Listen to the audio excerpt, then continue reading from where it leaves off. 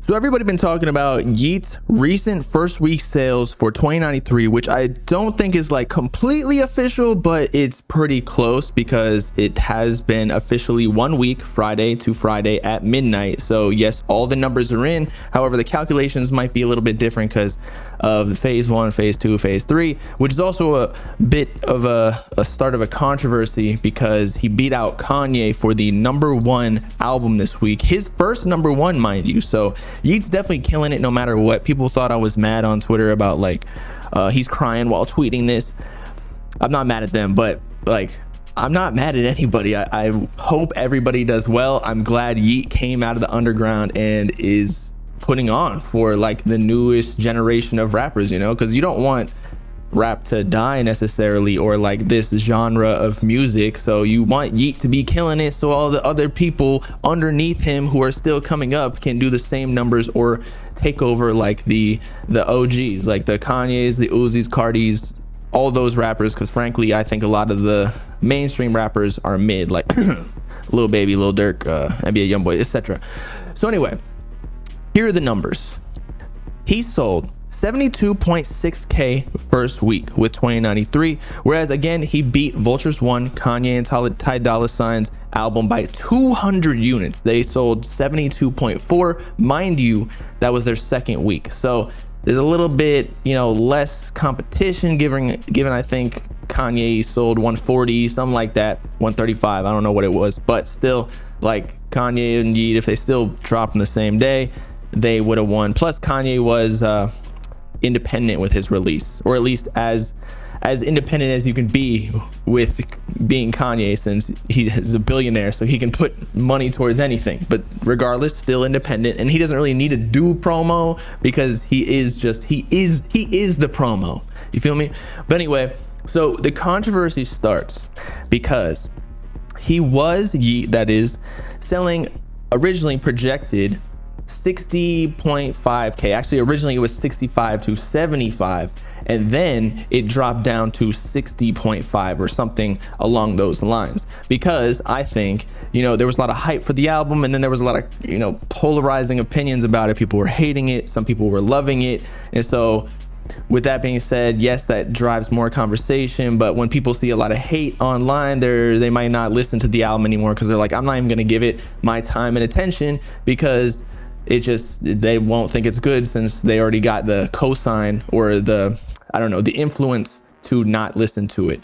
Also, I don't think there were many TikTok songs on there, and I'm not saying that he's a TikTok artist. I'm just saying, like, TikTok runs the industry. We talk about it all the time. And so if you don't have something that's going crazy on the largest app in the world, then it's not going to sell as well. I don't even think he dropped a single too, so he couldn't really test out or get a little bit more hype. I don't think he needed it, because 72.6K, regardless, is still good, big numbers. Now, it might not have hit 100K to be considered a big dog just yet. Like, he's not playing around with Cardi Uzi numbers. However, there was actually one statistic I saw where, let's look it up real quick, where it said that he got more streams than Cardi did on Whole Lotta Red the first week. On Spotify though, that is the whole thing. So Yeat, Whole Lotta Red, let's see what he's working with. I believe it was like 83 million right here.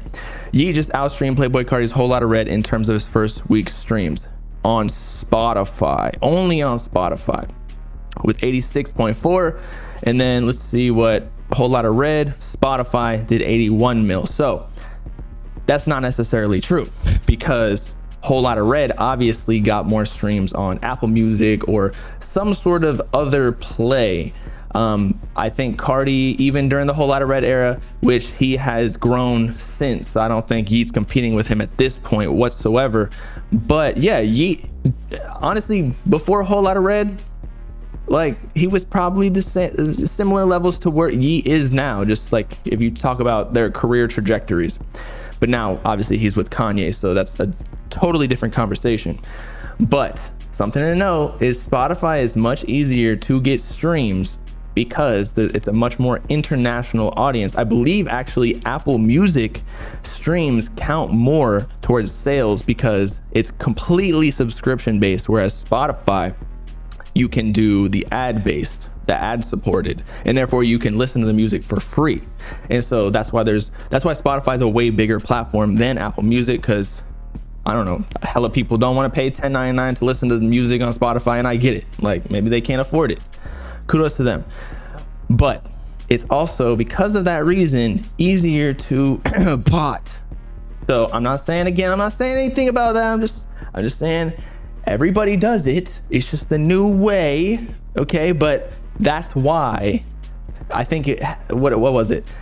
The same thing happened with J. Cole and his feature on Drake's album, and then Yeat on Drake's album with the I Don't Give a Fuck song.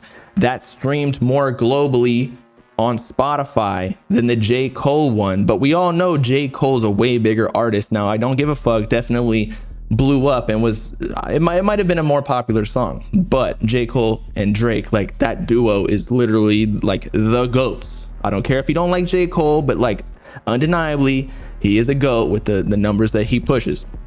And so again, the streams on Spotify are a little bit, I don't know. Also, first week sales doesn't count international streams, so maybe that's another reason.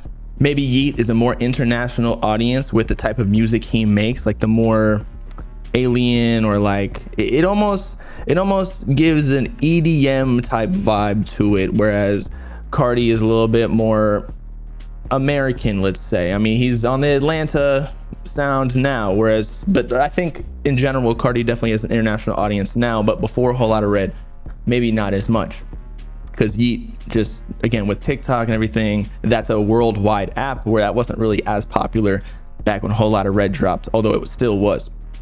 So anyway, yeah, I think that he did outstream Whole Lotta Red, but maybe not on Apple Music, which is, again, it takes less streams to sell an album on paid platforms such as Apple Music than Spotify. So that's why the numbers are a little bit misconstrued, or at least people's perceptions of it. But as I was saying, the controversy, because phase 1, phase 2, phase 3, he dropped an album, I think it was like 22 tracks, 26 maybe. Then he dropped phase 2 with a Drake feature on it, and then also a solo song within the same first week. Then he dropped phase 3, which is why I made a video before, or we did it on stream, where I thought he was getting a little bit desperate to get the number 1. And I understand, like, you know, you got to do what you got to do to get those accolades. Everybody does it. So that's not me like throwing shade too much, although a little bit, maybe trying hard a bit. Where phase 3, he sold, I believe someone on Twitter said, I don't know if it's backed by any actual reasonable data or credible data, but it was like he sold like 12K or something like that for all of the Yeat fans who purchased $4.99, I believe, for the additional 4 tracks on phase 3. And so, as you all know, when you do a merch bundle with buying a sweatshirt or buying some sort of like a vinyl, that counts as 1 album sale. So you don't even got to get 1,500 streams or whatever the equivalent is on Apple Music, to get an album sale. Whereas streaming it's hard to come by 1,500 streams. People don't even have 1,500 streams on one song. But I bet you they might be able to, get their mom to buy a copy of their album, a vinyl, and then they got 1 album sale, bro. So yeah, it was, I wouldn't say it's necessarily cheating. I mean, we see Travis Scott do that every single album. I mean, he waited for the Billboard rules to change back to allowing merch bundles, or like the loophole to come back, so that he could sell an additional 200K on Utopia just through vinyls. I mean, I got a Utopia vinyl just for the look of it. I don't even really got a vinyl player, but I actually have 2, because the first one didn't come in time and I was wondering where it was. So I complained. I was like, yo, where is it at? After like 2 months, and they sent me another one thinking that it probably didn't come.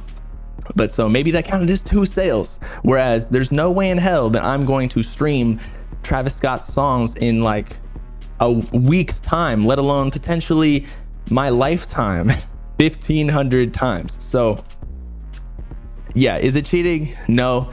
Was it a little bit of a finesse? Yes, but everybody does it. Still, props to Yeat for getting that first number 1. I'm not hating whatsoever. I'm just saying the facts here. He beat out Kanye in the second week, Although with the phase 3, maybe that wouldn't have happened.